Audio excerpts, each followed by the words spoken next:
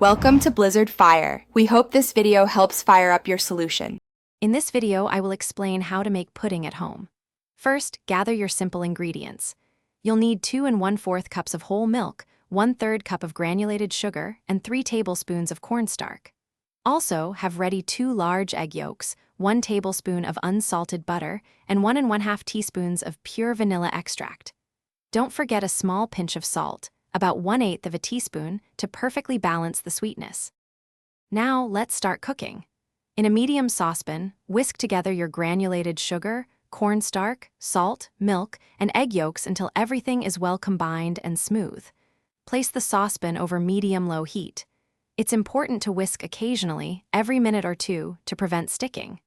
Continue cooking for about 7 to 8 minutes until the mixture starts to bubble all throughout the pan. Once your pudding is bubbling, continue cooking for just 1 to 2 more minutes, whisking gently. This helps ensure it thickens properly without breaking down.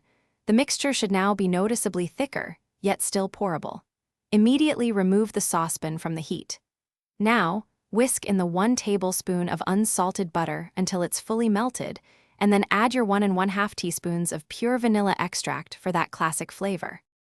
Almost there, carefully pour your warm pudding into individual serving dishes or a single large bowl.